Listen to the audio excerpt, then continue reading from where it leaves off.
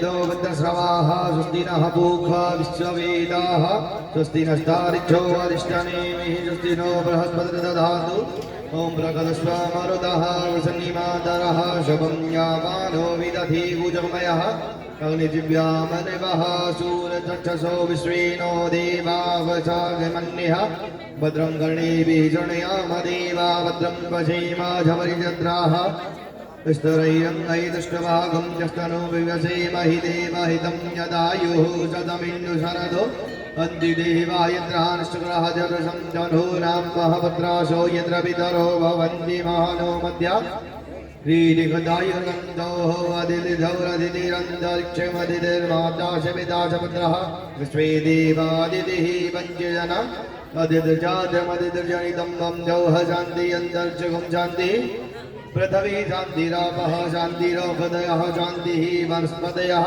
शान्तिर्विश्वे देवः शान्तिः सर्वगुं शान्तिः शान्तिरेव शान्तिः सामा शान्तिरेदिः ॐ यतो यतः समीहसे ततो नो अभयं गुरु सन्नः गुरुप्रजाभ्यो वयं नः वसुभ्यः शान्ति शान्ति शान्तिः सुशान्तिर्भवतु श्रीमन्महागणाधिपतये नमो नमः लक्ष्मीनारायणाभ्यां नमः उमा महेश्वराभ्यां नमः वाणीरण्यगर्भाभ्यां नमः शचीपुरन्दराभ्यां नमो नमः।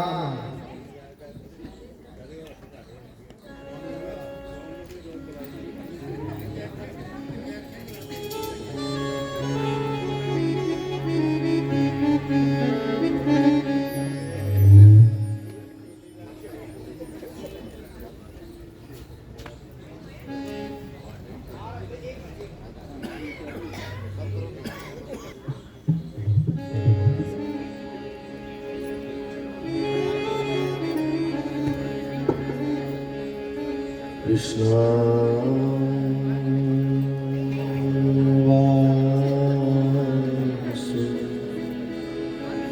देवा हरे परमात्मने प्रणत क्लेशनाशाय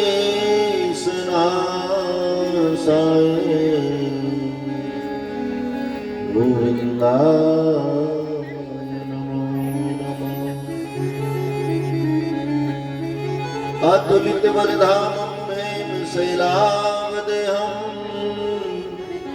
धनुजवनकृशानं ज्ञानिनामाग्रगण्यं सकलगुणधारम् वानराणाधीशं रघुपति प्रिय भक्तं वातजातं नमामि।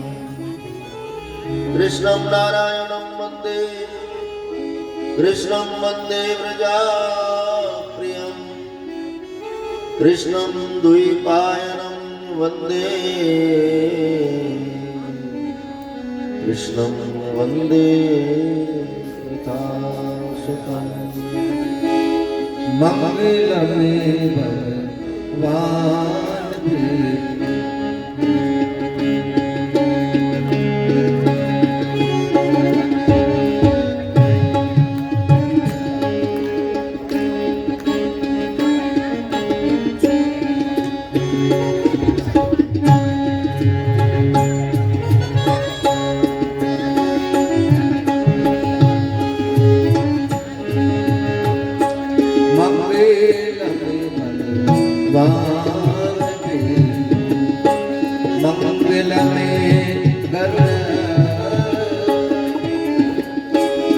मंगलम उदनी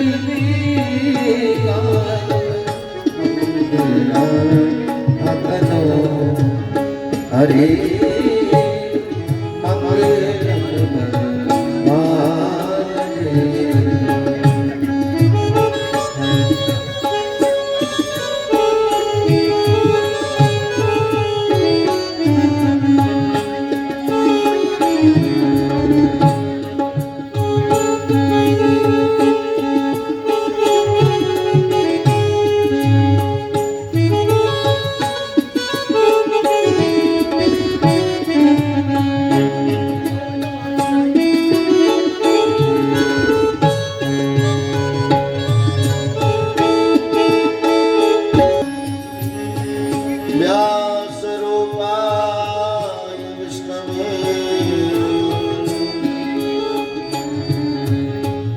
नमो वै ब्रह्मनिधे वसिष्ठाय नमो वसिष्ठाय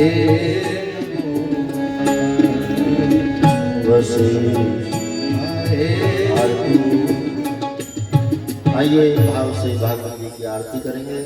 आरती के बाद आरती कन्हैया कृष्ण तुम मथुरा जन्म लियो नंद घर मंगलाचर कियो। कृष्ण तुम मथुरा जन्म लियो नंद घर मंगलाचार कियो। कृष्ण तुम यशोदा के छैया श्याम बल राम के बलवा।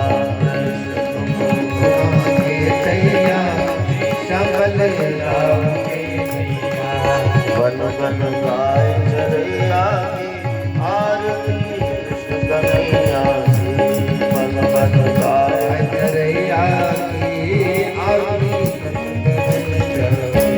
कृष्ण तुम कंसासुर मारो श्याम तुम भूम भार तारो।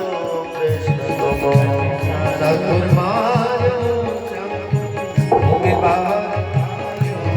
कृष्ण तुम अर्जुन के प्यारे श्याम हो भक्तन रखवारे। कृष्ण तुम अर्जुन के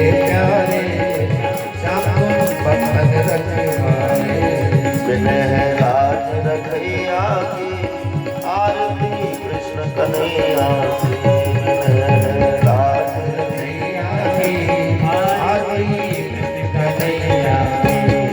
कालिया नाग नथैया की वन वन गाय चरैया की। कालिया नाग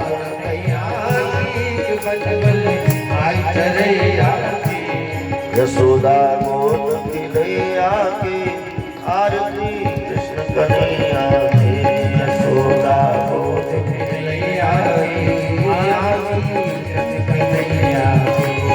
अदर दर मुरली बजैया की आरती कृष्ण कन्हैया की। अदर दर मुरली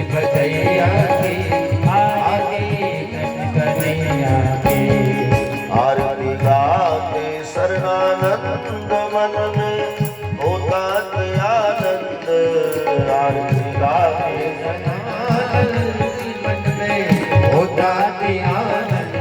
वृंदावन दास रचैया की आरती कृष्ण कन्हैया की। वृंदावन दास रचैया अदर दर मुरली बजैया की आरती कृष्ण कन्हैया की। अदर दर आरती कृष्ण कन्हैया की। आरती कृष्ण कन्हैया की। आरती कृष्ण कन्हैया की। आरती कृष्ण कन्हैया की। बोलिए श्री वृंदावन बिहारी लाल की। बाल कृष्ण भगवान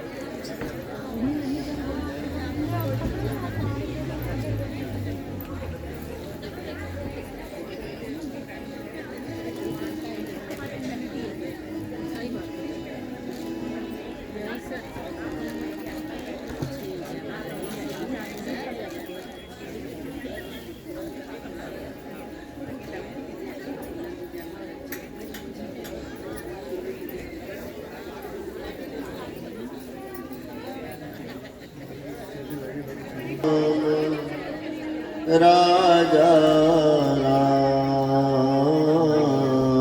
राम राम राजा राम राम राम राजा राम राम राजा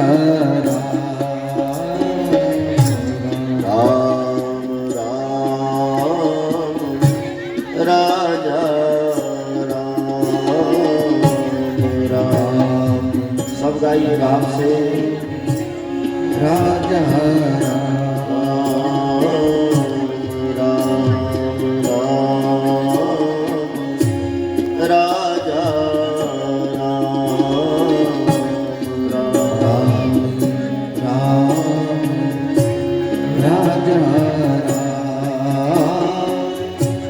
जय रघुनंदन जय सिया राम जय रघुनंदन जय सिया राम जय रघुनंदन जय सिया राम जय रघुनंदन जय सिया राम राम राजा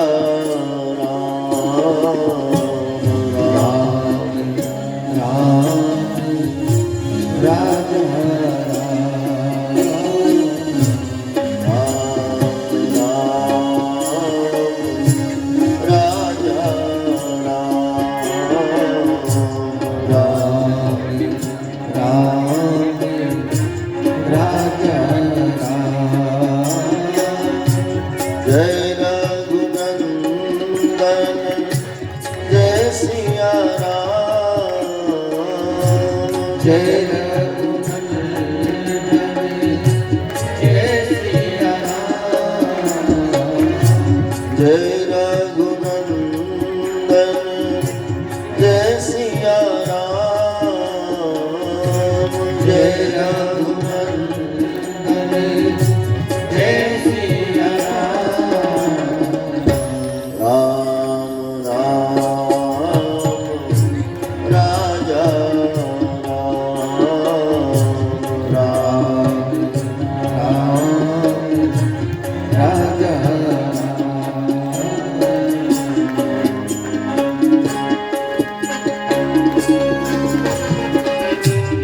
श्री राधे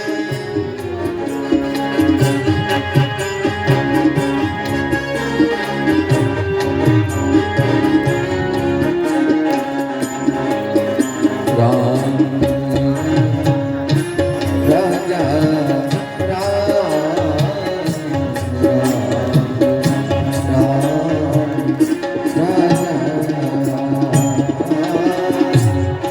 कौशल्या के प्यारे राम कौशल्या के प्यारे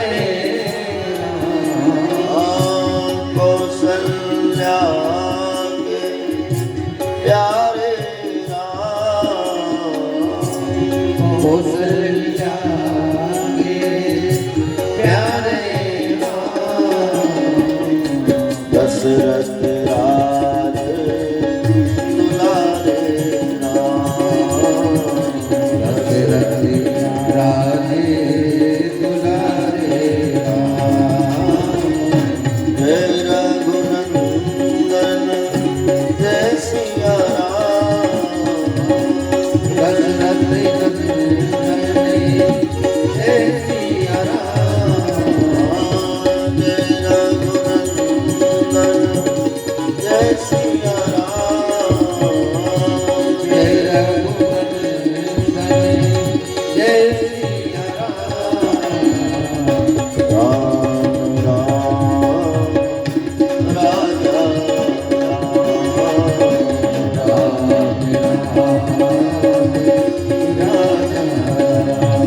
राजा राम राम राम राजा राम राम राम राजा राम राम राम राजा राम राम राजा राम सीता राम राम राम सीता राम राम राम सीता राम राम राम सीता राम राम राम सीता राम राम सीता राम राम राम सीता राम राम राम सीता राम राम राम सीता राम राम राम सीता राम सीता राम राम राम सीता राम राम राम सीता राम राम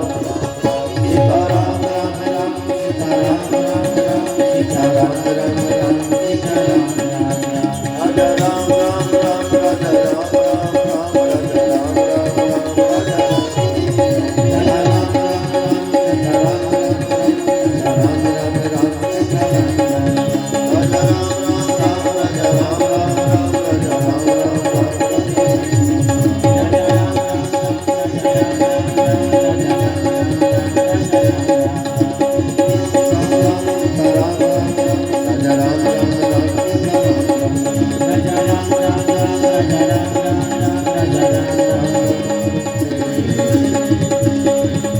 वसुदेव सुतं देवं कंसचाणूरमर्दनं देवकी परमानन्दं कृष्णं वन्दे जगत् जनक सुता जगजननी जानकी अतिशय प्रिय करुणा ताके जुगपद कमल मनावो जासु कृपा निर्मल महावीर विनवो हनुमाना राम जासु जसवा प्रणवो पवन कुमार खलवन पावक ज्ञान घन जासु हृदय आगार बसई राम सर चापी बसई राम सर चापी बोली हनुमान जी महाराज की श्री सुखदेव जी महाराज की संत समाज की जय जय श्री राधे जय जय श्री राधे जय जय श्री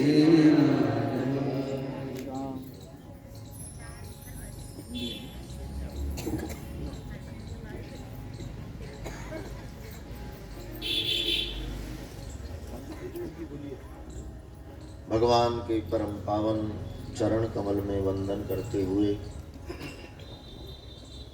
विद्यमान विग्रह माँ भवानी जगदम्बा मनसा मैया के चरणों में वंदन करते हुए यहाँ दृश्य दृश्य रूप से निवासरत सभी चेतनाओं को परम वंदन करते हुए आप सब कथा प्रेमी श्रोता बंधुओं को मेरा प्रणाम।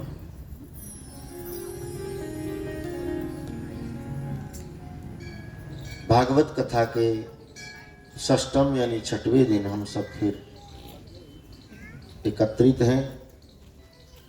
माँ भवानी के दरबार में आनंद बरस रहा है। 7 दिन आनंद के हरि कृपा से हम सबको मिले, उसमें आज 6वां दिन शुरू करने जा रहे हैं। स्वर्गीय श्री विशनदास जी शर्मा साहब, उनकी धर्मपत्नी सुनीता मैया देवलोक में इस पावन उत्सव का वो वहाँ आनंद ले रहे हैं। उनके सुपुत्रों के द्वारा श्रीमान राकेश जी शर्मा साहब और उमेश जी, राजू जी,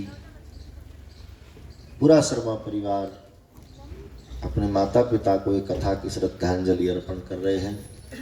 हम सब उसका लाभ ले रहे हैं। बहुत आनंद हो रहा है, परम आनंद हो रहा है। कथाएं तो हम तो इस प्रवाह में बहते ही रहते हैं, आज यहाँ कल वहाँ परसों वहाँ, और जगह जगह का अनुभव भी मिलता रहता है, कहाँ कैसा।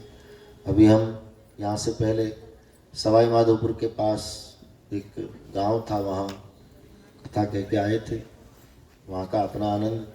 तो कितने दिनों से इस प्रवाह में, लेकिन सच में परम आनंद का अनुभव इस भूमि पर हमको हुआ है और बहुत आनंद हो रहा है। यही भूमि की महत्वता ऐसी होती है कि मैं अनुभव की बात कहूँ तो कई जगह उच्चाटन बना रहता है मानसिकता में, शरीर में कहीं ना कहीं कथा भी चलती रहती है और उच्चाटन बना रहता है। अस्थिरता जैसी स्थिति कई जगह, लेकिन वो फिर वहाँ के पूर्वाग्रह लड़ते हैं। अब जीत तो ठाकुर जी की होती है, भागवत जी की होती है, हर जगह ऐसा कुछ नहीं, पर कई जगह ऐसा होता है कुछ चाटन, लेकिन भूमि की महिमा होती है। ये तो भवानी का दरबार है, यहाँ तो परम आनंद बरस रहा है। फिर देवलोक में बैठे हुए इन यज्ञकर्ताओं के पितृगण इस उत्सव का आनंद मना रहे हैं, तो ऊर्जा कहाँ से यहाँ प्राप्त हो रही है। तो क्यों ना वातावरण बनेगा, क्यों ना आनंद होगा, क्यों ना कृपा की वर्षा हो। अनुभव से इस पावन आयोजन का बहुत मेरी प्रसन्नता व्यक्त करते हुए मैं आगे बढ़ूं। कल कथा में हमने भगवान श्री कृष्ण के प्रादुर्भाव का प्रसंग सुना। भाद्रपद के महीने में, द्वापर युग के वर्तमान में भादों के महीने में ठाकुर जी आए। कब? अष्टमी के दिन रात्रि के ठीक 12 बजे चंद्र जब रोहिणी नक्षत्र में प्रवेश करते हैं, तब वो जग निवास परमात्मा चतुर्भुज रूप में मथुरा नगरी के अंतर्गत कंस के कारागार में देवकी वसुदेव के सन्मुख प्रकट हो जाते हैं।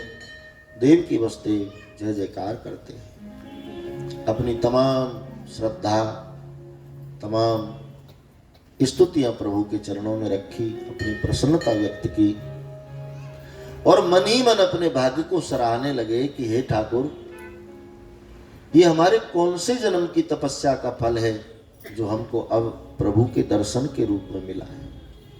शंख चक्र गदा पद्म लिए परमात्मा ये दिव्य देह और जो कारागार में प्रकट हुए तो चारों तरफ अनंत प्रकाश व्याप्त हो गया, चकाचौंध हो गए।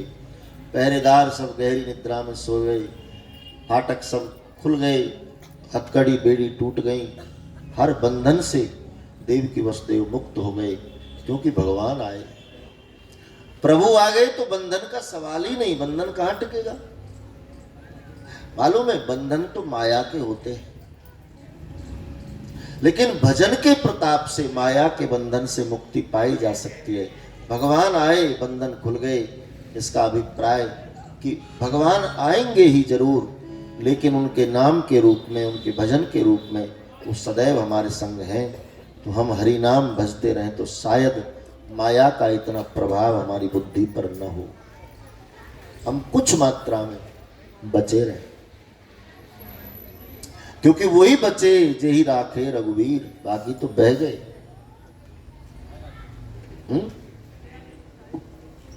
शिव समाधि में विक्षेप करने के लिए जब कामदेव आया, देवताओं की साजिश थी कि तुम जाओ और शिव समाधि तोड़वाओ।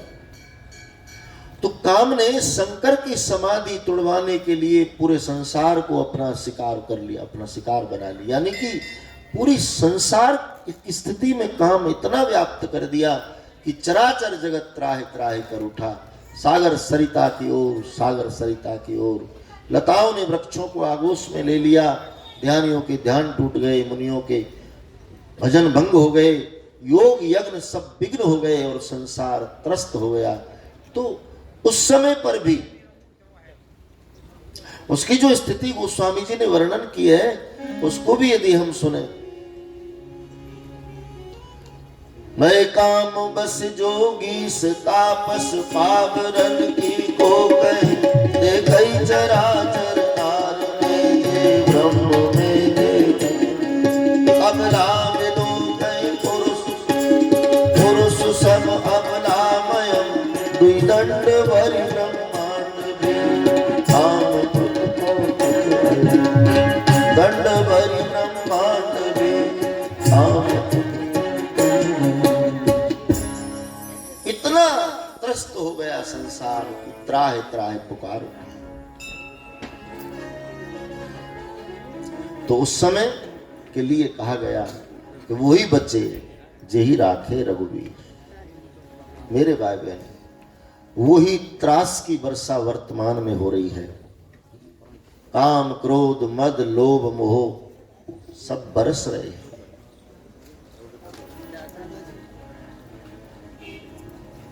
इसलिए तो संसार उसमें भीगा हुआ है।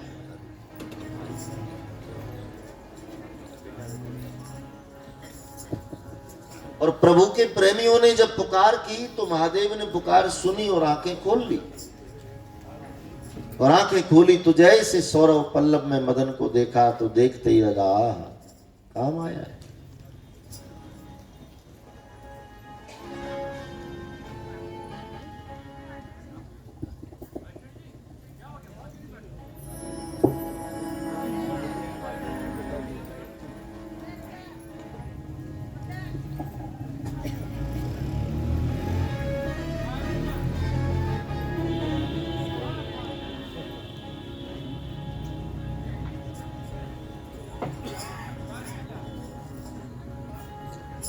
लेकिन महादेव ने जैसे नेत्र खोले तो सौरव पल्लव में मदन को देखा कि तू जगत को त्रास दे रहा है।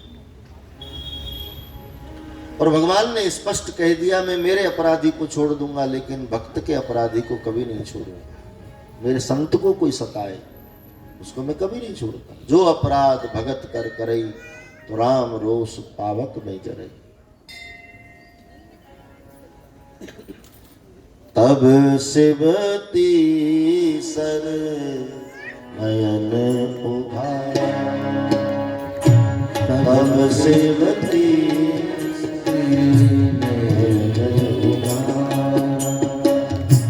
चितवत काम भयो जरि छाया, चितवत काम तीसरे नेत्र से देखा और काम जलकर भस्म हुआ। जोगी अकंटक भय पतिगत, जोगी अकंटक भय पतिगत, सुनत रति मूर्छित रोदत विदित बहु भांति करु हरत संग।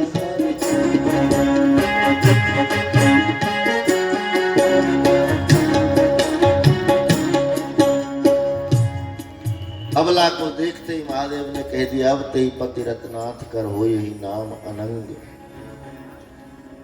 अभिप्राय कि त्रास की बारिश जो तब हुई वो अब हो रही है। और इस त्रास की बारिश में यदि सुकून चाहिए, शांति चाहिए तो केवल एक मात्र आधार है सत्संग, दूसरा कोई उपाय नहीं। भीतरी शांति यदि चाहिए मेरे भाई बहन तो सत्संग। संसार में तो कलेश ही कलेश है, शांति तो सत्संग में मिलती है। मिलता है सच्चा सुख केवल भगवान तुम्हारे सुमिरन में। सत्संग में सुख है, सुमिरन में सुख है। बाकी संसार में तो त्रास बरस रहा है।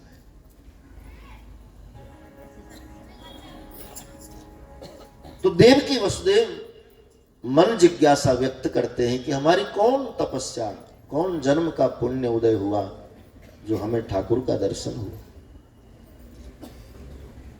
भगवान भक्त की मनसा को जान गए और उनकी जिज्ञासा को पूरा करने के लिए मेरे प्रभु ने पूर्व जन्म की कथा सुनाई, पिछले जन्म की कथा बताई उनको। अभी तो तुमने कुछ नहीं किया लेकिन पीछे बहुत कुछ करके आए हो, उसका फल है जो मैं आपके सामने प्रकट हो रहा हूं। ये सच है, पूर्व जन्म के पुण्यों के प्रताप से, कर्मों के प्रताप से आदमी बनता और बिगड़ता है।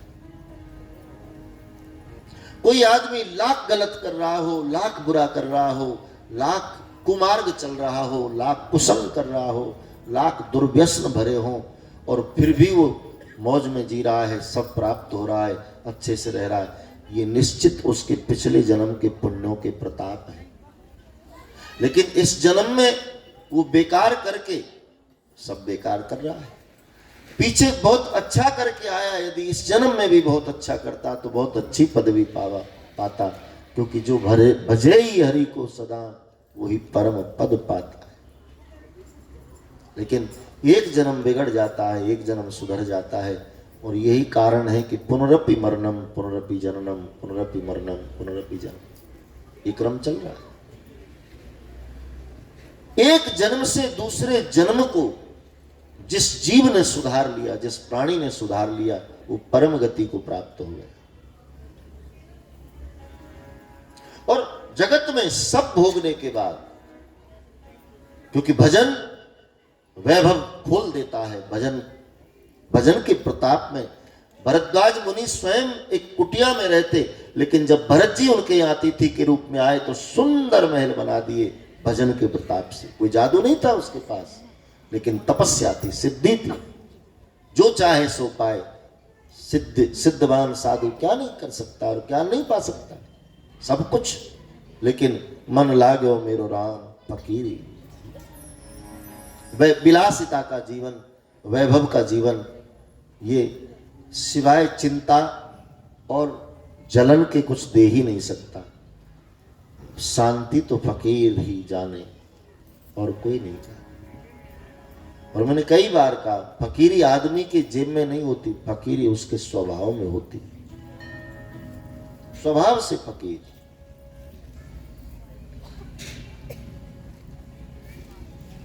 और फकीर कौन? जो स्वीकार करना जानता हो, बस जो स्वीकार कर ले। क्योंकि ये अवगुण है हमारे अंदर के, हम जल्दी स्वीकार नहीं कर पाते, स्वयं के दोष को भी स्वीकार नहीं कर पाते, दूसरों का तो छोड़ो। लेकिन एक होता है जो स्वीकार करना जानता है। उसने वो कह दिया वो भी ठीक, उसने वो कह दिया वो भी ठीक, उसने वो कह दिया वो भी। हमसे कोई तुम्हारे बारे में किसी ने ऐसा बोला, कैसे बोल दिया, वहीं पहुंच जाते। तकरार करने पर स्वीकार करना जानता। कवि कहता है, कोई तुम्हें बुरा कहे, कोई तुम्हें बुरा सुन कर करो क्षमा। कोई तुम्हें बुरा कहे, सुन कर करो क्षमा। वाणी के स्वर सुधार लो, बस हो गया भजन।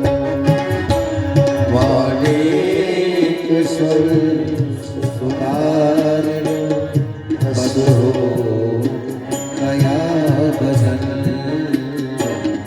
आदत बुरी सुधार लो, आदत बुरी सुधार लो, आदत बुरी सुधार लो, आदत बुरी सुधार लो, बस हो गया भजन।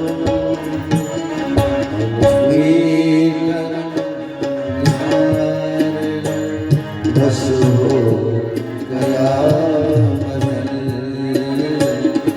आदत बुरी सुधार लो,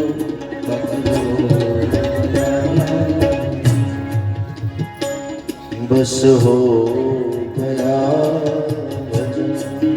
हो बस हो गया। कितनी सी बात। केवल माला पर ही भजन नहीं होता है, तेरे जीवन में तेरे द्वारा किया हुआ हर शुभ कार्य भजन है, हर अच्छा कार्य भजन है, हर अच्छा विचार भजन है। माला से ही भजन नहीं होता, माला ना हो तो चिंता नहीं, अच्छा करते चलो बस, सब भजन है।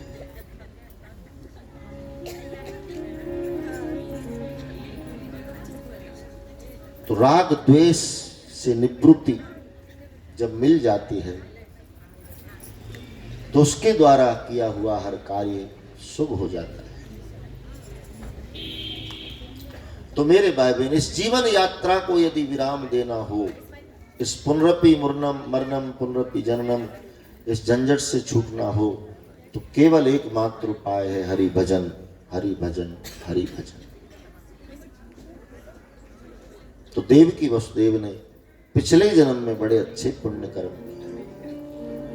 पिछले जन्म में वो क्या थे, भगवान बताने लगे। बोले पूर्व जन्म में तुम मनु और शत्रुपा थे, मेरी प्राप्ति के हेतु तुमने तप किया, मैं वरदान देने गया तो तुमने 3 वरदान मांगे। भगवान देवकी वसुदेव को सुना रहे कि पिछले जन्म में तुम मनु शत्रुपा थे, मेरा भजन किया, तुम्हारा भजन सफल हुआ तो मैं दर्शन देने गया, तुमने 3 वरदान मांगे। अब 3 वरदानों में क्या क्या मांगा? मनु शत्रुपा की पहली मांग रही कि प्रभु हमको मोक्ष नहीं चाहिए, हमको दोबारा से मानव जीवन चाहिए। ये देखिए मनुष्य शरीर की सराहना, बड़े भाग मानव तन पावा, सुर दुर्लभ सदग्रंथन गावा। ये मनुष्य शरीर की सराहना। लेकिन मालूम है इस शरीर की सराहना भी हुई है और इस शरीर की आलोचना भी हुई है। सराहनीय शरीर कौन? जिस शरीर से साधना होती है, स्वाध्याय होता है, सत्संग होता है, भजन होता है, परोपकार होता है, वो शरीर सराहनीय। लेकिन जो शरीर केवल अपने ही सुख में डूबा रहे और अपने ही जीवन में अपने लिए ही केवल काम आए और देह गेह की आसक्ति में राग द्वेष से भरे हुए शरीर को ऐसे ही काम क्रोध मद लोभ मोह दंभ के प्रताप से घुमाते रहना, एक दिन उस शरीर की दुर्गति हो जाती है। उस शरीर निंदनीय प्रमाणित हो जाता है और शास्त्रों ने उसको धिक्कारा है कि चित जल पावक गगन समीरा पंच रचित यह अधम शरीर है। इस शरीर को अधम कहा है कि अधम है ये। क्या उसकी आसक्ति बाप, एक दिन जलना है, ये मैं कहूं तब आप जानो ऐसा नहीं, सब जानते हैं कि एक दिन जलना है, एक दिन मर जाना है।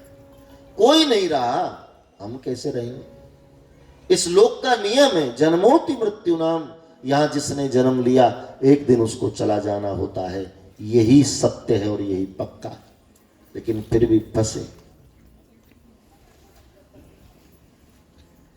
मैं तो मेरे अनुभव से भी गुरु कृपा से बस इतना ही कहूं कि वर्तमान में जी लो, भविष्य क्या होगा इसकी चिंता कभी करो ही मत। क्योंकि तुम यदि कर रहे हो तो तुम खुद ही ठेकेदार बन रहे हो अपनी जिंदगी। अरे डोर किसी और के हाथों में रहने दो, तू जाने तेरा काम जा। हम तो वर्तमान में जो तू करवा रहा है सो कर रहे हैं, जैसे तू रख रहा है वैसे रह रहे हैं, और जो तू दे रहा है वो पा रहे हैं। वर्तमान को जी लो बाप। भूत निकल गया उसके लिए रोने से कोई फायदा नहीं, जो बीत गया उसके लिए रोना क्या।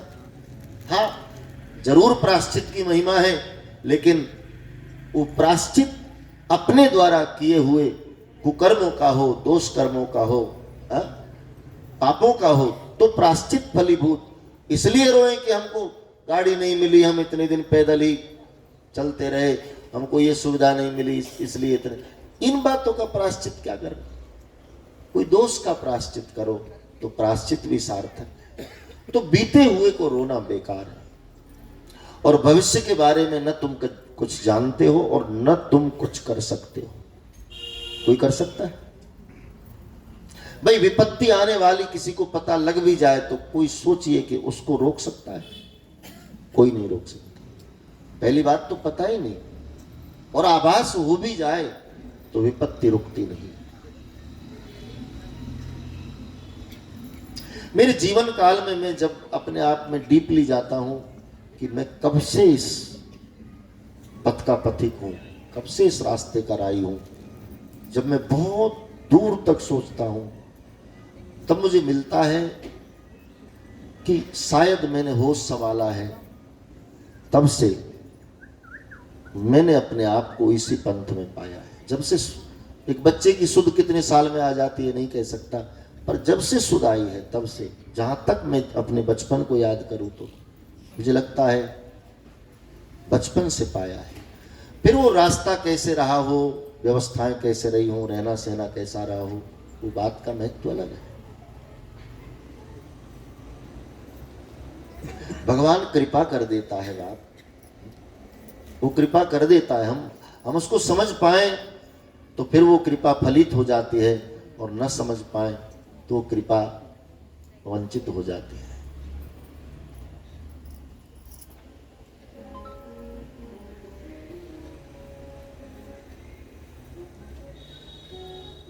बचपन में बहुत ज्यादा जब सोचूं तो ध्यान आता है कि मेरे दादाजी भजन किया करते थे और वो माला मुझसे मंगवाते थे, क्योंकि माला अंदर रखी रहती थी, तो बोले माला ला कर दो, तो मैं उनको माला देता था। वो माला करते थे बैठकर, मैं उनके पीछे बैठ करके और उनको देखता था और उनकी नकल करता था। ऐसा मुझे धुंधला धुंधला थोड़ा याद है।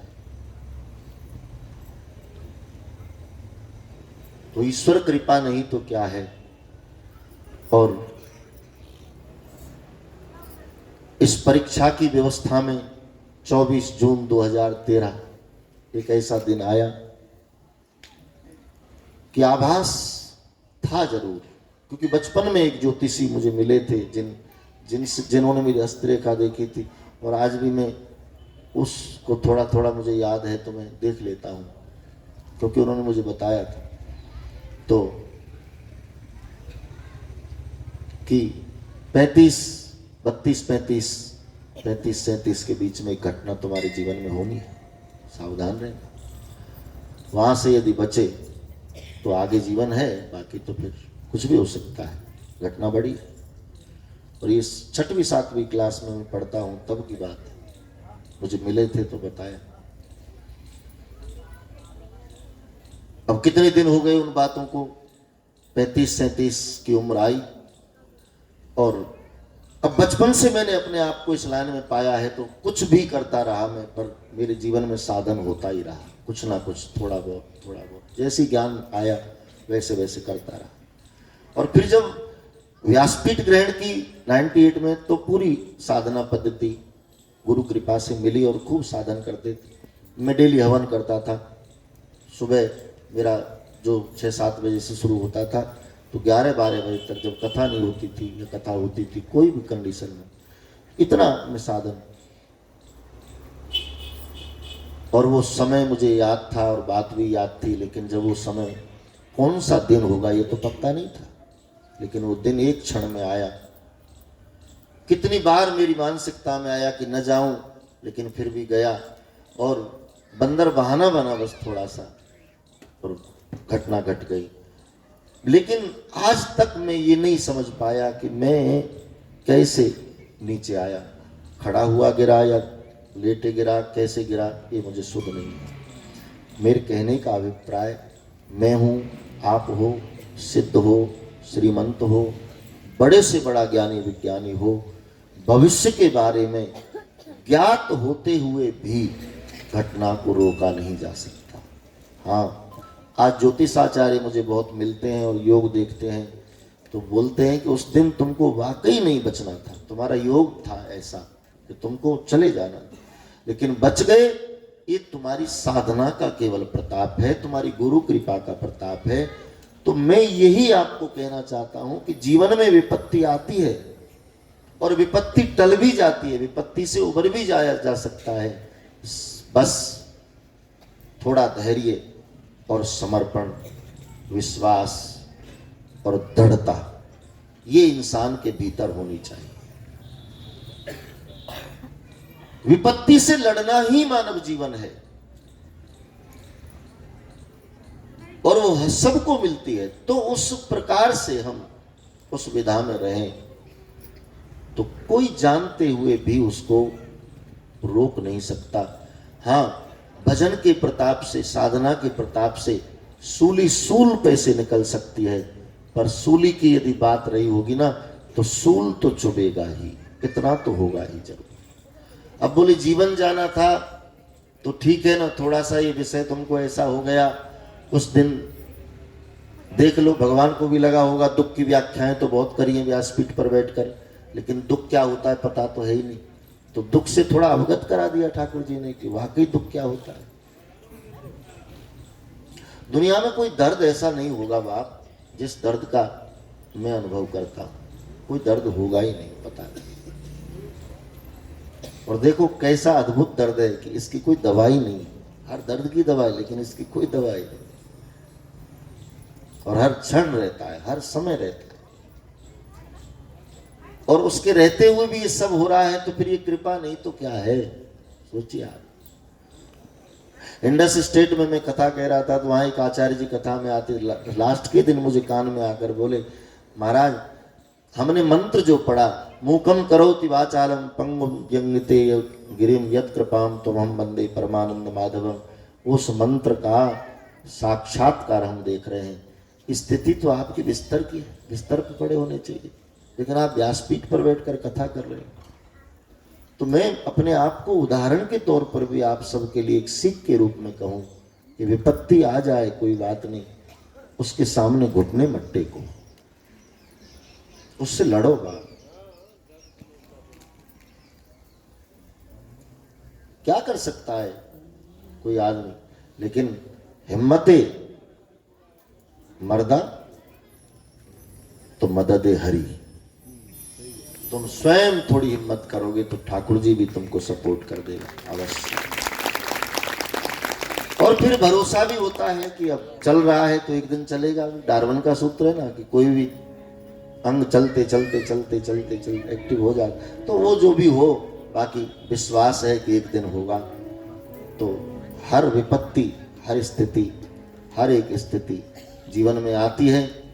भविष्य के बारे में हम कुछ कर नहीं सकते, भूत के लिए रोना बेकार, तो करें क्या, फिर वर्तमान में जियो, यही साधना है। बस इस क्षण को सुधार लो, इस पल को सुधार लो, इस घड़ी को सुधार लो, यही तुम्हारी साधना है। एक एक घड़ी सुधरती चले, पूरा जीवन सुधरता चले, और फिर अंतमति सुगति, अंत में जो चाहो सो पाओ।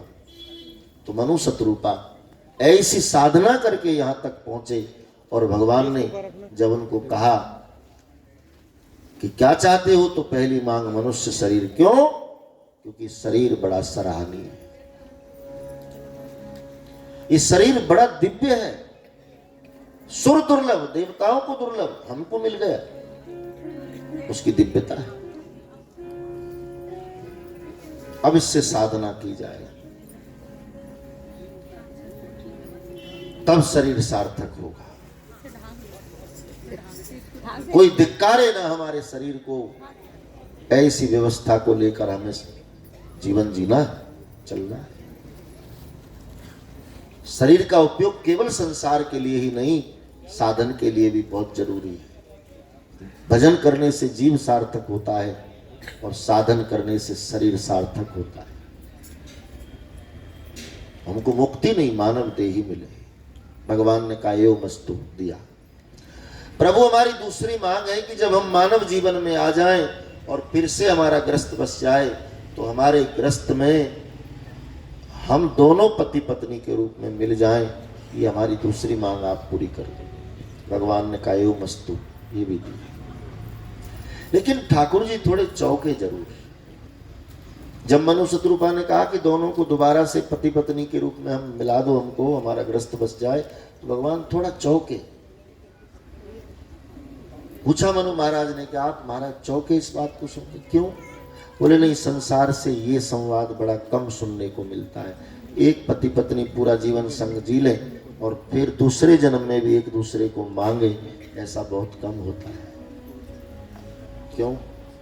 बोले एक जन्म में दाए पूरे हो। एक जन्म में कितनी बार दोनों एक दूसरे को कोस देते हैं कि न जाने कौन कर्म करे जो तुम पाले पड़े। अब तो बस पीछा छूटे, राम बचाए, अगले जन्म में तुम्हारे रास्ते में मेरे रास्ते।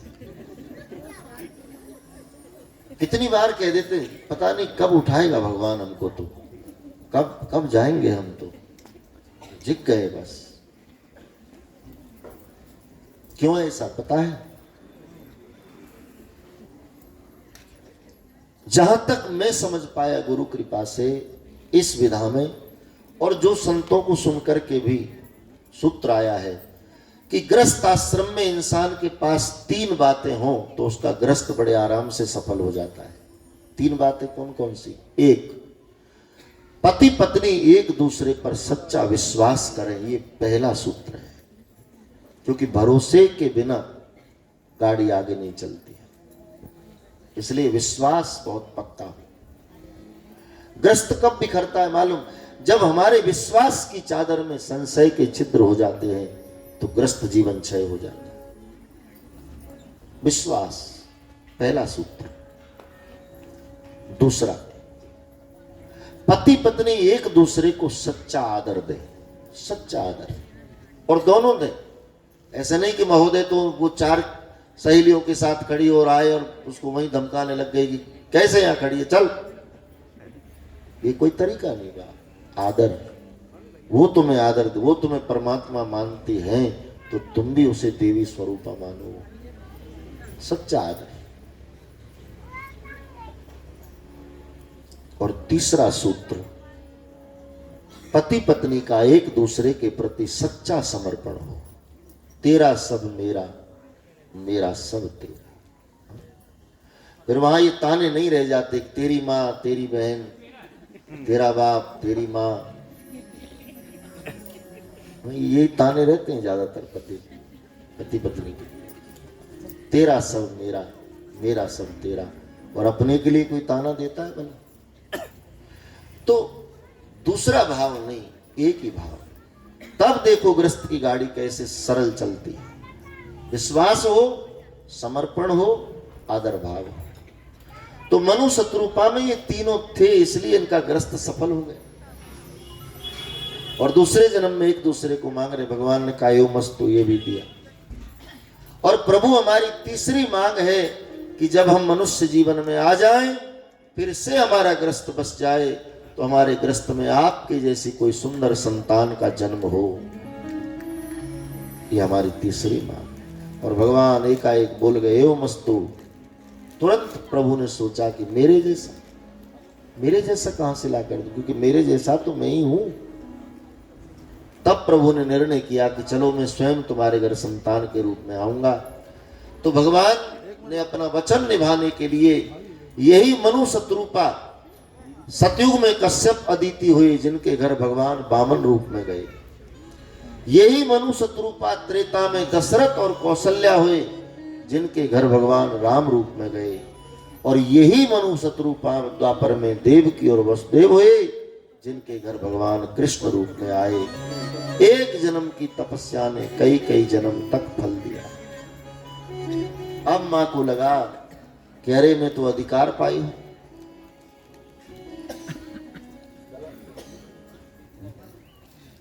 और अधिकार पाई हूं तो क्यों ना मनचाही होनी चाहिए। तो मां बोली महाराज आप वादा भूल गए। कैसे मां? कि आपने वचन दिया था मैं पुत्र बनकर आऊं, लेकिन आप तो पिता रूप में आए। इतना विशाल शरीर, शंख चक्र गदा पद्म। महाराज बालक का जन्म होता है तो बालक तो नवजात नगण्य शिशु होता है। भगवान बोले मैं आपको मां कहूं, आप संतुष्ट नहीं? बोले नहीं, अब तो मेरी ममता तब संतुष्ट होगी जब मैं तीन लोक के नाथ को अपने पुत्र के रूप में गोद खिलाऊं। सृष्टि के पालनहार को मैं मेरा दूध पिला करके पालन करूंगी। जननी जन्म भूमिश्च स्वर्गादपि गरियसी। इस संसार में मां शब्द ही धन्य है। मातृत्व शक्ति, सृष्टि की सर्जनहार, इस सबसे दिव्य स्थान लिए हुए है इस धरा पर। मां में और भगवान में कोई अंतर नहीं।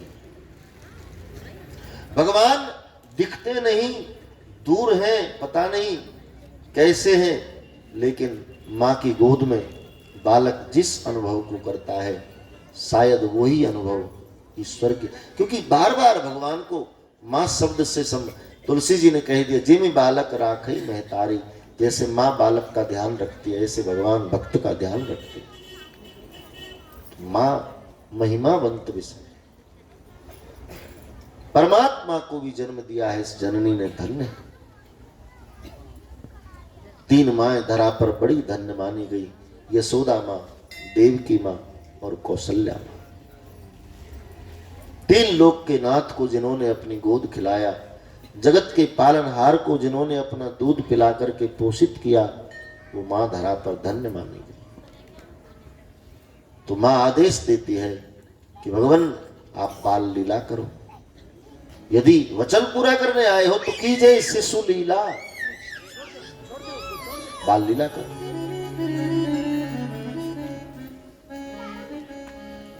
भगवान बोले मां बताओ बालक कैसा होता है, मैं धारण करता हूं।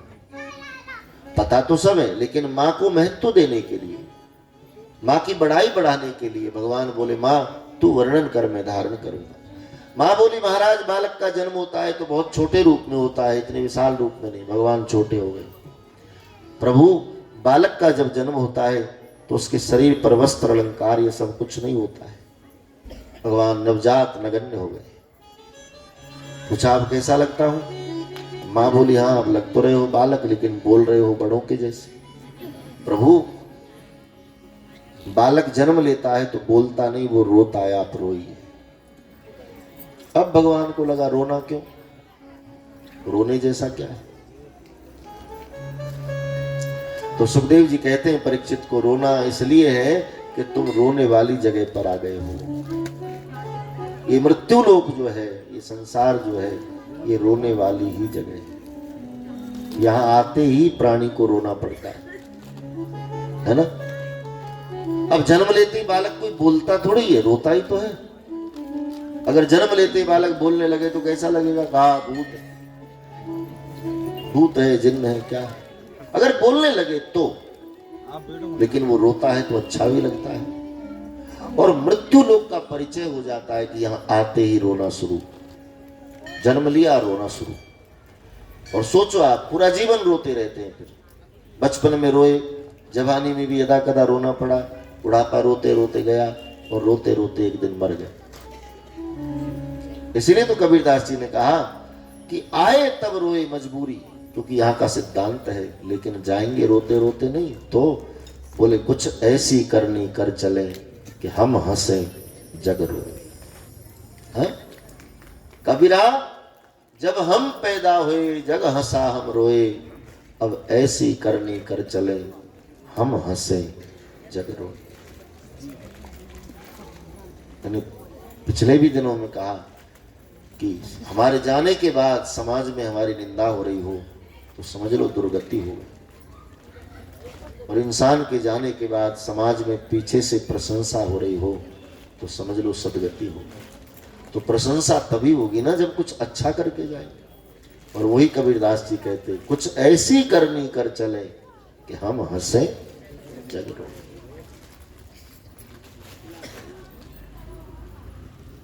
ये जगत के रोने में भी 3 प्रकार का रोना हमारे अध्यात्मी महात्माओं ने सार्थक बताया। एक, तुम भगवान के मंदिर में बैठे हो, भगवान की कथा में बैठे हो और भाव आ गया प्रभु के भाव में और तुम्हारी आंखों से आंसू बहने लगे, ये रोना सार्थक है। भक्ति आंसू की संपदा, भक्ति की संपदा ही अश्रु, भक्ति में मिलता ही। निस दिन बरसत नैन हमारे, सदा रहत पावस ऋतु हम पर, जब ते श्याम सिधाए। व्रज में तो आंसू ही आंसू। ये संत महात्मा जो प्राप्त कर गए मंजिल को, जिन्होंने पा लिया, उनके जीवन चरित्र को पढ़ते सुनते हैं ना तो पता लगता है कि रात्रि में जब ये सोते थे और सुबह इनके सागर्द जब इनका बिस्तर उठाते थे ना तो देखे पूरा तकिया भीगा रहता था। कहां से आया ये पानी? तो जो सेवक होते थे कुछ रात्रि में रहते थे, वो बताते, बोले बाप जी पूरी रात बस हे हरि पुकारते रहे, रोते। पूरी जिंदगी इनके चरणों में पड़े रहो, इनके आश्रय में जीवन जीते रहो। 2 ही सौगात मिलेंगी मेरे भाई बहन, आंसू और आश्रय, बस और कुछ नहीं। भक्ति पंथ ऐसा है, रोना रहता है। दूसरा, अपने किसी पाप कर्म को याद करके उसके प्रति प्रायश्चित में आंसू आ जाए तो वो आंसू भी सार्थक है। और तीसरा, किसी दीन दुखी के दुख को देखकर तुम्हारा मन द्रवित हो जाए और तुम रो पड़ो, किसी के दुख में आंसू आ जाए, वो रोना भी सार्थक। कोई रोता नहीं है किसी के दुख में आज। पता नहीं समाज में कौन बीमारी लग गई, लोग अपने दुख से दुखी नहीं होते, दूसरे के सुख से दुखी होते। ये सुखी क्यों है? कई लोग परेशान होते हैं, ये बीमारी है। तो मां कहती है भगवान आप रोइए, बाल रूप में तो आ गए लेकिन आप अब रोइए। तो परमात्मा को लगा चलो मेरे रोने से मेरी मां के मन को आनंद तो हर्ज क्या, मुझे रोना चाहिए। और भगवान रोने लगे। सुनि बचन सुजाना रोदन ठाना, होई बालक सुरभूपा। सुनि बचन सुजाना रोदन ठाना, होई बालक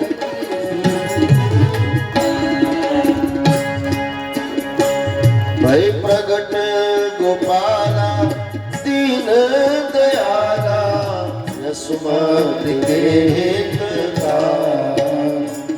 हर्षित में तारी मुनि मन आई, अद्भुत रूपे विचारी। भूषण बान वाला नयन विशाला, शोभा सिंधु करण।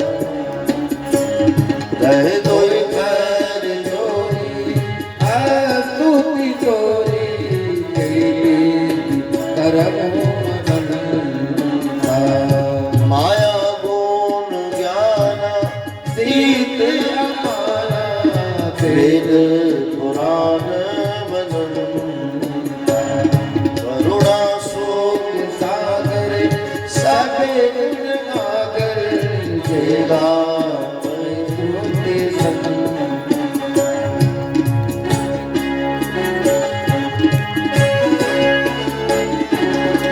जय गावे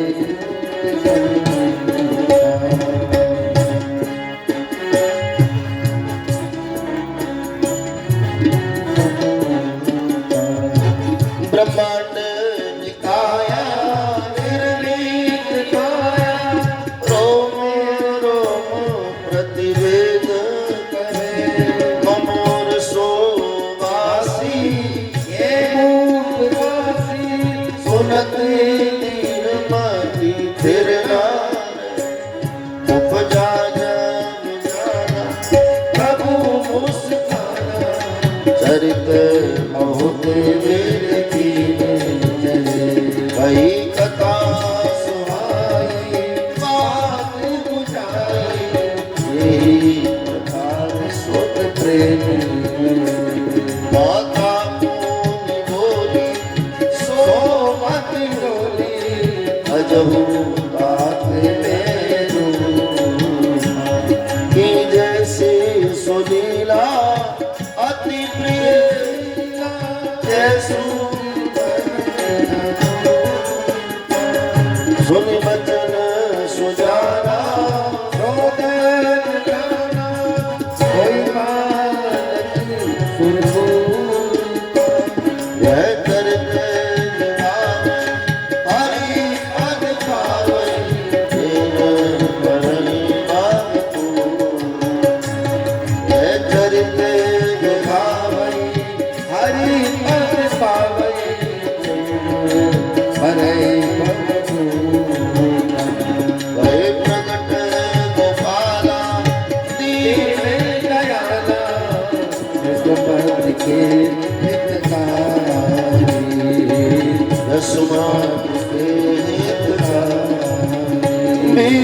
प्रधनु सूरसंग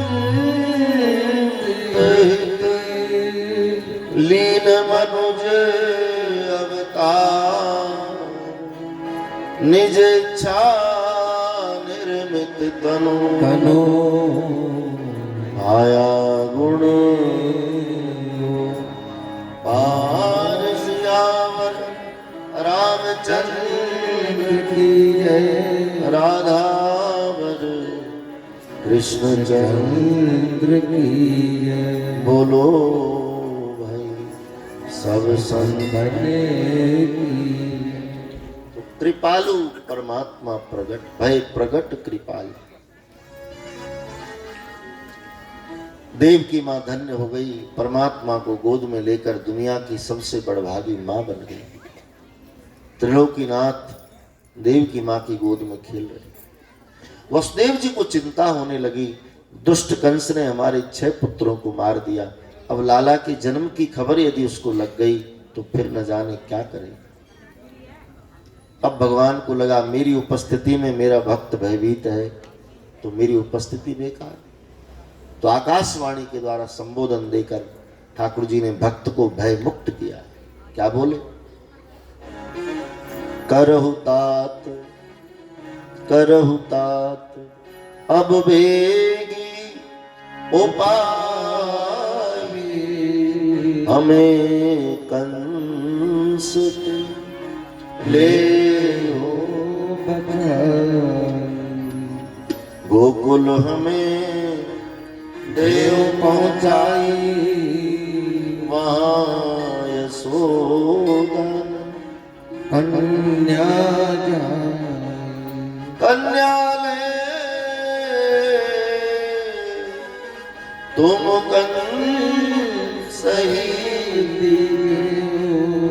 तात हमारो नाम तात हमारो नाम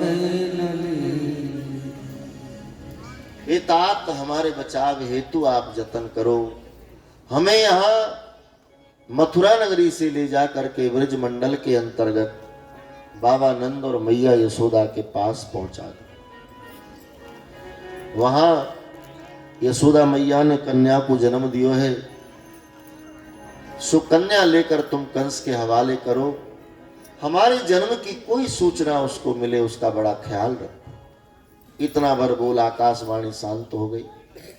अब वसुदेव जी को लगा कि जो आकाशवाणी ने बोला वो ये करूं तो कैसे करूं।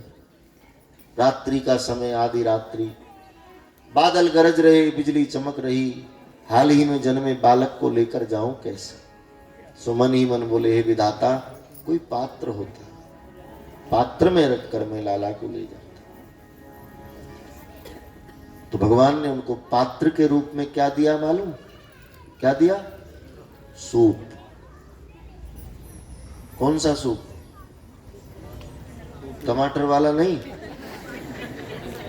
लकड़ी वाला, लोहे वाला, जो भी हो, लेकिन सूप बड़ा सुंदर शिक्षाप्रद पात्र है। साधक ऐसो चाहिए जैसो सूप सुहाय, सार सार को गह ले और कचरा दे।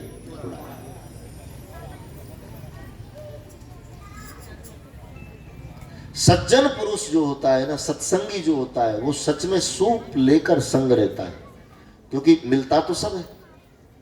अब अच्छे भी मिलते, बुरे भी मिलते, किसी की न सुने तो वो भी नाराज हो जाए, इसलिए मजबूरी सुनना भी पड़ता है। और सुनाएंगे लोग तो निंदा के सिवाय और कुछ सुनाएंगे नहीं। रामायण पाठ तो सुनाने से रहे, हनुमान चालीसा नहीं सुनाएंगे, लेकिन पूरे मोहल्ले की निंदा जरूर, तो सुनना मजबूरी। रसखान जी के सुनिए सबकी, कहिए न कछु, रहिए तो सभी भव सागर में, रसखान गोविंद को यूं भजिए, जैसे नागर को चित्त गागर। जैसे कि स्त्री दो दो मटके सर पर भरे रखे हुए चली आ रही और 7-5 इकट्ठी हो और चुपचाप रहे, ऐसा हो सकता है? असंभव। बोलेंगी जरूर, बोलेंगे, हाथ चलेंगे, पांव चलेंगे, फिर भी गागर नहीं गिर रही। क्यों? क्योंकि चित्त गागर में रखा है। ऐसे ही इंसान सब कार्य करता चले, लेकिन चित्त को हरि के चरणों में लगाए रखे। भगवान को तुम्हारा शरीर नहीं चाहिए, भगवान को केवल तुम्हारा चित्त चाहिए, मन चाहिए। राधे जी ने यही तो कहा, उधो मन न भय 10-20, एक था बस, वो गया कृष्ण के संग, अब तो यहां खाली खोखला पड़ा है। तो किसको ज्ञान दे रहा है? सुने तो रखे कहा, मन तो है ही नहीं। तो भगवान को तो निर्मल मन चाहिए, मन चाहिए, और वो भी निर्मल। तो सुनिए सबकी, जरूरी है, सुन लो, लेकिन उसमें से रखना क्या है उसका चुनाव कर लो। बाकी सूप कचरा दे उड़ा, सार सार को गहले और कचरा दे, ऐसी मति से चलो वो जीत जाओगे। तो सूप में लेकर के लाला को रखो है। अब चले मथुरा से गोकुल की ओर, तो रास्ते में श्री यमुना जी, और यमुना जी में आज बड़ा प्रचंड उन्माद। क्यों? यमुना प्रभु की प्रेयसी है। यमुना उन्मादित है कि मेरे ठाकुर आए, मेरे हरि आए, मेरे प्रियतम आए। यमुना परमात्मा की परम प्रेयसी रही और इतना तप किया तो ठाकुर जी दर्शन देने पहुंचे। पूछा क्या चाहती हो? बोले भगवान आपकी अर्धांगिनी बनूं, आपको पति रूप में पाऊं, ये मेरी इच्छा है। भगवान ने कहा एवं मस्तु देवी, लेकिन अभी नहीं। तो बोले द्वापर में जब कृष्ण अवतार होगा तब हम तुम्हें अपनी भार्या बने। सुनते ही यमुना बोली नहीं महाराज क्षमा चाहूं, मैं द्वापर में आपकी अर्धांगिनी नहीं बनना चाहती। क्यों? बोले द्वापर में आपकी हजारों रानियां होंगी और मैं इतने बड़े झमेले में क्यों जाऊं, इसलिए मुझे तो नितांत अवसर दो। भगवान ने कहा सो कोई व्यवस्था नहीं कालिंदी, लेकिन तेरा विशेष तप है तो मेरा विशेष वरदान कि द्वापर में जब कृष्ण अवतार होगा तो सबसे पहले मेरे चरण स्पर्श करने का अवसर तुमको मिलेगा। आज भगवान प्रकट होते ही पहले यमुना के पास, इसलिए यमुना खुश है कि मेरे प्रभु आए। वल्लभ विठल गिरधारी श्री यमुना जी की बलिहारी। वल्लभ विठल गाइए यमुना जी की बलिहारी। श्री वल्लभ विठल गिरधारी यमुना जी की बलिहारी। वल्लभ विठल गिरधारी यमुना जी की बलिहारी। श्री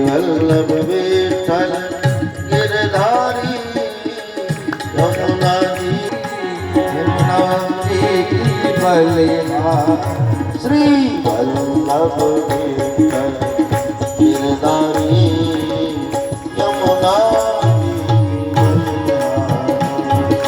वल्लभ विठल गिरधारी यमुना बलिहारी वल्लभ विठल गिरधारी यमुना बलिहारी श्री वल्लभ विठल गिरधारी यमुना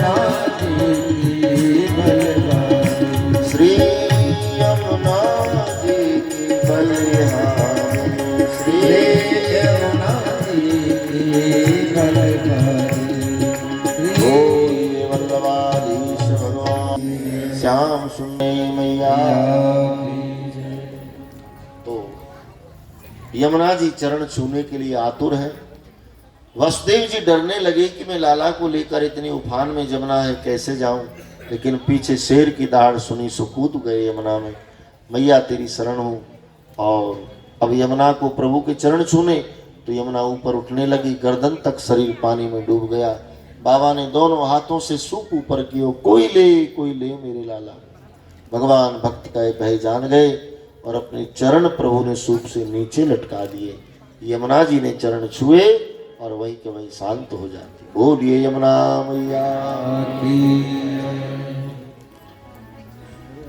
लेकर बाबा लाला को पहुंचे हैं गोकुल गांव में। सन्नाटा छाया, सब गहरी निद्रा में सोए।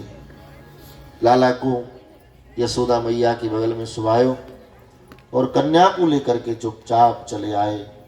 नंद भवन की चार दीवारी के अंदर क्या घटना घटी, कोई पांव की बेड़ी लग गई, ताले फाटक सब लग गए। महात्मा कहते हैं कि ब्रह्म आए तो माया के बंधनों से मुक्ति मिल गई, लेकिन ब्रह्म को छोड़कर आए हैं और कन्या रूपी माया को सर पर रखकर लाए हैं। माया आई तो बंधन फिर आ गया। बंधन ममता के मोह सकल व्याधिन कर मूला, इनसे उपजे मोह दुखों का मूल है, जड़ है। मोह से अनंत दुख उपजते हैं। ये मोह कैसे छूटे? एक ही उपाय बताया है बस, रामचरितमानस। सबके ममता ताक बटोरी, अमन पद मन बांधी बर मम पद मन बांधी ममता।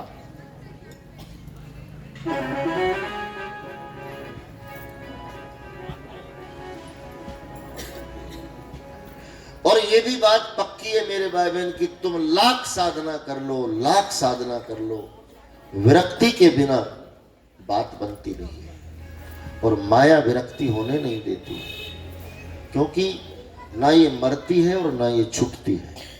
माया मरी न मन मरे, मर मर गए शरीर, आशा तृष्णा ना मरी, कह गए दास कबीर। ममत्व मोह मरता ही, छूटता भी।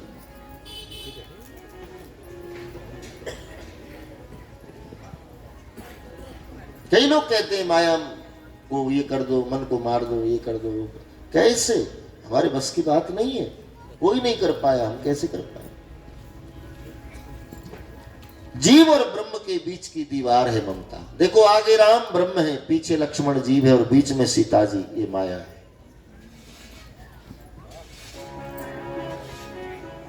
माया अवरोध है, दीवार है। अब कैसे कहें उसको कि हटो, हमें हरि को देखना है? उसका अधिकार है पीछे पीछे चलने का, अर्धांगिनी है प्रभु की। हम कैसे कह सकते हैं कि हटो? तो करें क्या? तो महात्माओं ने कहा कि तुम्हें यदि प्रभु का दर्शन करना है ना, तो माया नहीं हटेगी, तुम थोड़ा माया से साइड में हट जाओ, अपने आप दर्शन हो जाए। हमको हटना होगा। लेकिन कब, उसका फिर इंतजार करते रहते हैं हम। जीवन निकला जा रहा है और इंतजार हमारा चल रहा है। मन में तो है कि हाँ अब ये करेंगे, अब ये करेंगे, अब ये किया करेंगे, ये किया, सोचते तो है अब ये साधना करेंगे, कल से ये काम भी शुरू कर देंगे और मंदिर भी जाएंगे, पाठ भी करेंगे, दीपक भी, लेकिन सोचते सोचते ही निकलता रहता है, होता नहीं।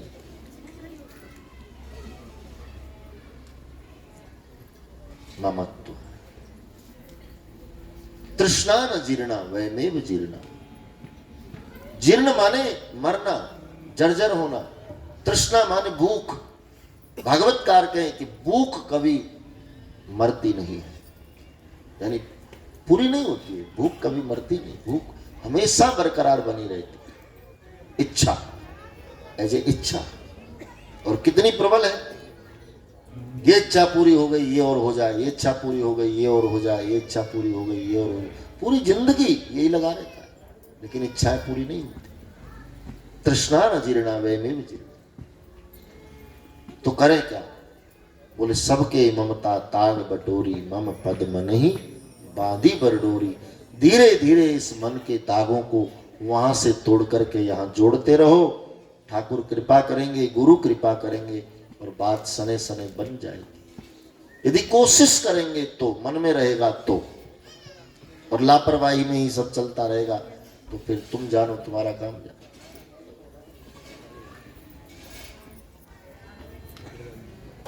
कल का इंतजार करना तो बेकार है, कल से करेंगे, वो कल ही नहीं आता है जल्दी से। कल से करेंगे, कल से करेंगे, कल से करेंगे। काल करे सो आज कर, और आज करे सो अब। सुध आ गई बस शुरू हो जाओ, कोई इंतजार मत करो, क्योंकि इंतजार करते करते तो बहुत कुछ गया। हा? कवि कहता है पाके केस नैन भय अंधे, पाके केस नैन भय अंधे, पाके केस नैन भय शोभा गई मुखन दे, शोभा गई मुखन तेरी ममता तू न गई मेरे मन से, ममता तू न गई मेरे मन से, माया तू न गई मेरे मन। वो नहीं जाने वाली। इसलिए कोशिश करते रहो, ध्यान में तो रखो कि निवृत्ति होना है। तो माया आई, बंधन आ गए, हथकड़ी बेड़ी सब लग गई, ताले लग गए। कन्या रोई, कन्या की रुलाई सुनी तो पहरेदार जाग गए। दौड़कर कंस को सूचना, महाराज देवकी की कोख से अष्टम संतान का जन्म हुआ। दौड़ता हुआ कंस आया, देवकी दिखा मेरा काल कैसा है, और हाथों से छीन लेना चाहता है। देवकी मां रोने लगी, गिड़गिड़ाने लगी, कंस तूने मेरे 6 पुत्रों को मार दिया, मैंने कुछ नहीं कहा, अब तेरे पांव पकड़ती हूँ, ये कन्या है, इसको जीवन दान दे, ये अबला है। अरे कंस सोच, ये तो अबला है। स्त्री कितनी सबल हो जाए फिर भी किसी का क्या करे, तो इससे तुझे क्या भय है जो तू इसको मार देना चाहती है, इसको तो छोड़ दे। नहीं, मेरा काल है। स्त्री को अबला कहा है। कतविद सृजी नारी जग माही, पराधीन सपने सुख ना। हे विधाता, मैना ने विधाता को दोष देते हुए बात कही थी पार्वती को गोद में लेकर। जब उसको सूचना मिली कि शंकर जो ब्याहने आ रहा है वो तो कपाली है, वो तो दिगंबर है, वो तो भूत प्रेतों का संग रहता है, शमशानवासी है, तब मैना विधाता को दोष की। हे विधाता, तूने बबूल को आम लगाया, जो फल अमृत पेड़ को लगना चाहिए वो जबरन बबूल को लगा जा रहा है। यदि तुझे को उसे ऐसा ही वर देना था तो फिर उसे सुंदर क्यों बनाया, और सुंदर बनाया तो उस पर कृपा करता है, दोष दिया। आज हम असमर्थ हैं, पराधीन हैं, इसलिए कुछ कर नहीं सकते। क्यों? क्योंकि तूने हमें पराधीन बना दिया। कत विद सृजी नारी जग माही, स्त्री को पराधीन माना। आज की स्त्री वैसे है नहीं पराधीन, क्योंकि स्वयं सेल्फ है, उसको ड्यूटी जाना है, सुबह तो जाना है, कौन रोकेगा? और क्यों रोके? ऑफिस में कलम चलाती हैं दिन भर बैठकर, सरकार से उनका सेल्फ डिपेंड है सिस्टम, पर फिर भी पराधीन है। क्योंकि शास्त्र को अनदेखा नहीं किया जा सकता, और शास्त्र ने उसको पराधीनता दी है, इसलिए स्वीकार करनी चाहिए। और विधान में भी देखो, बेटी जन्म लेती है तो शादी के समय तक माँ बाप के अधीन रहती है। भैया बिना बताए चला जाए, लेकिन बेटी बिना बताए नहीं जाए। बेटा कहीं भी घूमेगा, बेटी को परमिशन नहीं। और बेटियों को बिना काम घर से बाहर जाना सख्त मना होता है। अब शहरों की हम नहीं कह सकते, बाकी हमारे गांव देहातों में तो आज भी वही सिस्टम है पूरा, कि बिना बताए स्त्री घर से बाहर नहीं। बेटी कोई काम के लिए जाए तो कहकर जाए, इतना समय उतने ही समय पर उसको आना, क्योंकि पराधीनता है, स्वतंत्र नहीं है, माँ बाप के अधीन है, भाइयों के अधीन है। शादी हो जाए तो फिर पति के अधीन, शादी हो गई तो पति के अधीन हो गई। अब महोदय आज्ञा देंगे तो कहीं जा सकते, वरना तो नहीं।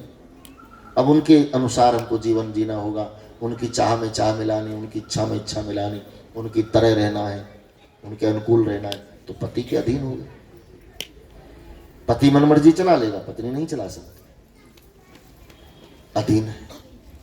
और फिर बुढ़ापे में संतान के अधीन, बुढ़ापा पुत्रों के अधीन, बचपन माँ बाप के अधीन, जवानी पति के अधीन, और बुढ़ापा संतान के अधीन, तो पूरा जीवन अधीन गया। इसलिए शास्त्र कहे, कत विद सजी नारी जगमाई, पराधीन सपने सुख नाई। मर्यादा, उसकी पराधीनता मर्यादा है। लक्ष्मण रेखा की जो महत्वता बताई है कि लक्ष्मण रेखा केवल पंचवटी में ही नहीं खींची गई, ये लक्ष्मण रेखा पूरे विश्व में दे दी गई। हर घर की दहलीज के रूप में लक्ष्मण रेखा को बताया है। बस समझ लिया है, जो लक्ष्मण रेखा के दायरे में है वो सुरक्षित है, और जो रेखा को लांघ करके बाहर आ गए उनकी सुरक्षा की गारंटी खत्म। क्योंकि रावण की ताकत नहीं जो रेखा के अंदर से ले गया जानकी को, जब जानकी रेखा पार कर बाहर आई तो रावण ले गया। ये मर्यादा की रेखा है मेरे भाई, ये उसकी पराधीनता में कहो, उसमें जो कहो, क्योंकि सर्व सम्मानित माना है स्त्री शक्ति को, सर्व सम्मान। तो कंस तेरा ये क्या बिगाड़ सकती है? मैं तेरे पांव पकड़ती हूं, तू मेरी बेटी को प्राण दान दे। लाख गिड़गिड़ाई मां, लेकिन दुष्ट नहीं माना और कन्या को छीन लिया। पछाड़ना चाहे कन्या हाथों से छूट आकाश मार्ग को चली गई और बोली, रे दुष्ट, तू मुझे क्या मारना चाहे? तेरी मृत्यु ने ब्रज में जन्म ले लिया है, तू तेरी खैर मना। और हाथों से छूट करके वही कन्या योग माया के रूप में सबसे ऊंचे शिखर पर विराजमान आज वैष्णव देवी के नाम से जानी जाती है।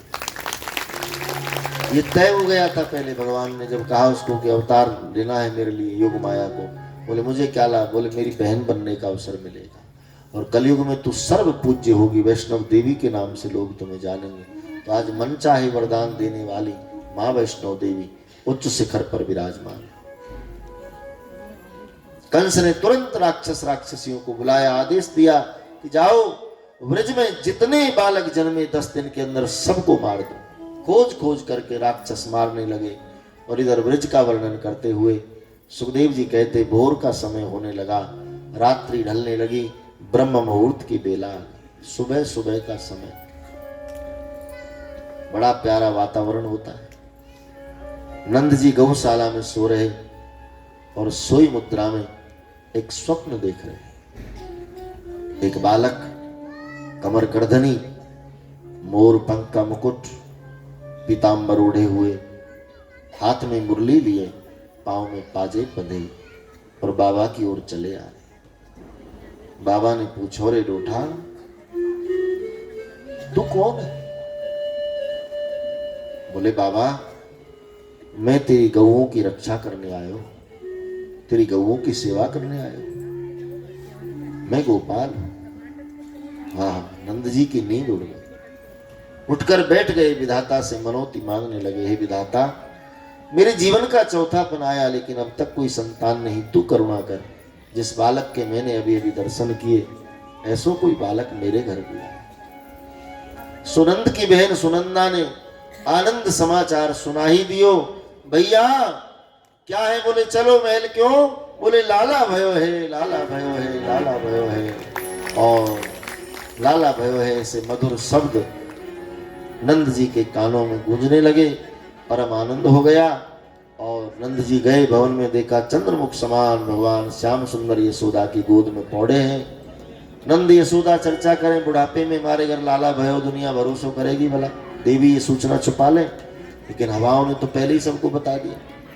इसलिए सब आ गए नंद भवन। स्वर्ग की अप्सराएं गोपियां बनकर आ गई, नाग कन्याएं गोपियां बनकर आ गई, और ब्रज की गोपियां सजी धजी मुद्रा में ठाकुर जी के जन्म का उत्सव यहाँ शुरू होता है। कल जो उत्सव मनाया वो मथुरा में प्रगटे चतुर्भुज रूप का उत्सव। नंद यशोदा के गोपाल का जन्मोत्सव तो अब मनाएंगे, क्योंकि कन्हैया अब आए हैं गोकुल में, तो भाव से श्रद्धा से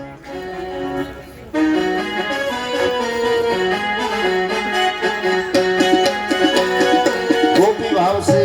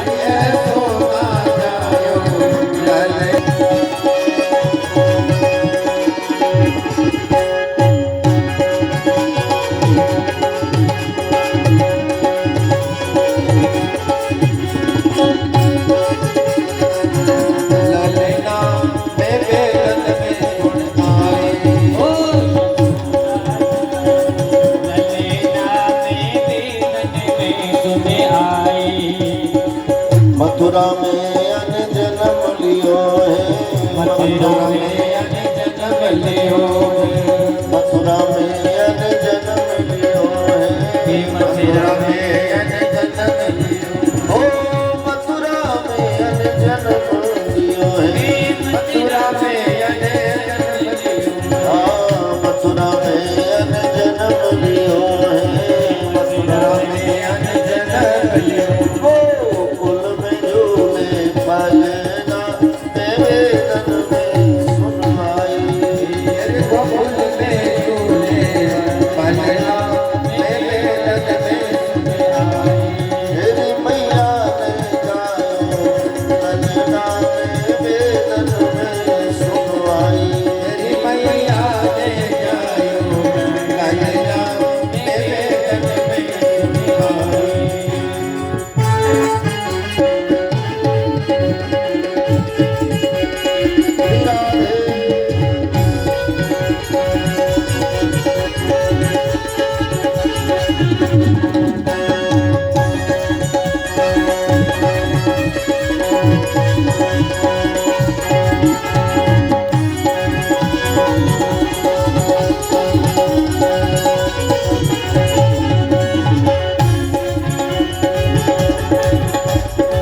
चंद्र सखी बजवाल कृष्ण छवि चंद्र सखी भजबाल कृष्ण हाँ चंद्र सखी बजवाल कृष्ण चले चंद्र सखी भजबाल ओ चंद्र सखी बजवाल कृष्ण चले चंद्र सखी भजबाल कृष्ण तेरो जुग जुग जीवे ललना में वेदन में सुनाई तेरो जुग जुग जीवे ललना में वेदन में सुनाई हरि मैया ने जाओ ललना में वेदन में सुनाई तेरी मैया ने जानो ललना में वेदन में सुनाई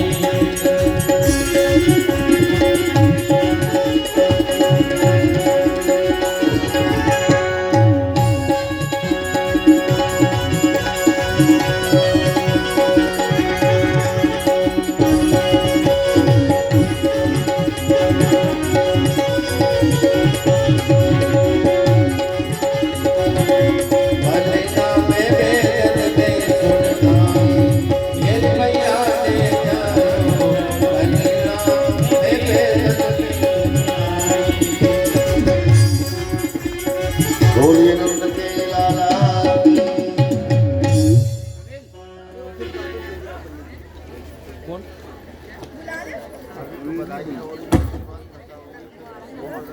वो आंगन वो नंद जी के अंगना में बजरे आज बजाई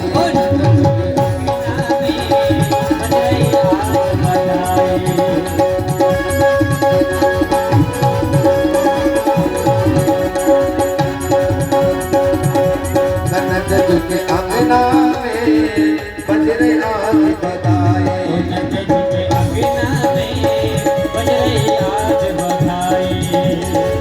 दो दो बार बजाए न लोगों लाख बार बजाए बजरे आज बजाए नंद जी के अंगना में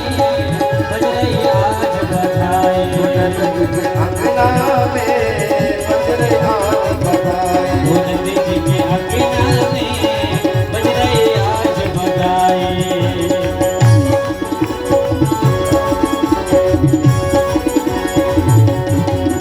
चमत्कार सा हो गया लोगों हो गई बात निराली हो गई बात निराली चमत्कार सा हो गया लोगों हो गई बात निराली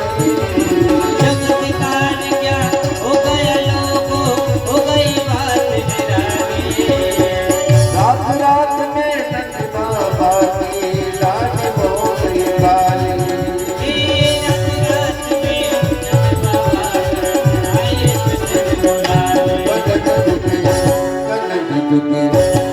अंगना में बजरे आज बजाए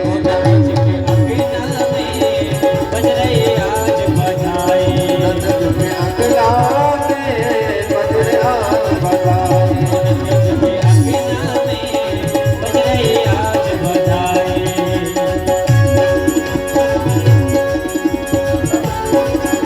नंद के आनंद भय नंद के आनंद भय हाथी दियो घोड़ा दियो हाथी दियो घोड़ा दियो नंद के आनंद भय नंद के आनंद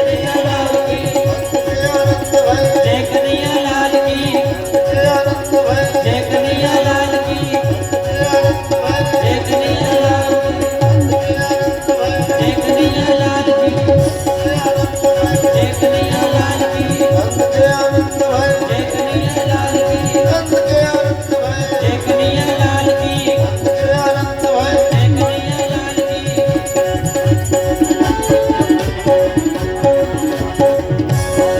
लाखों बार बजाए लोगों लाखों बार बजाए नंद जी के अंगना में बजरे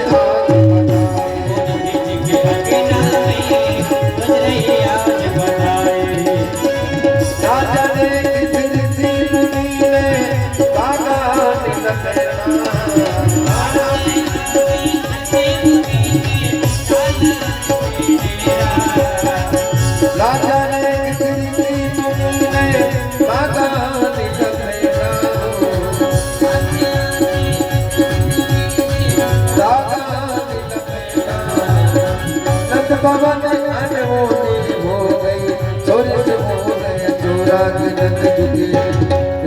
झुके कंगना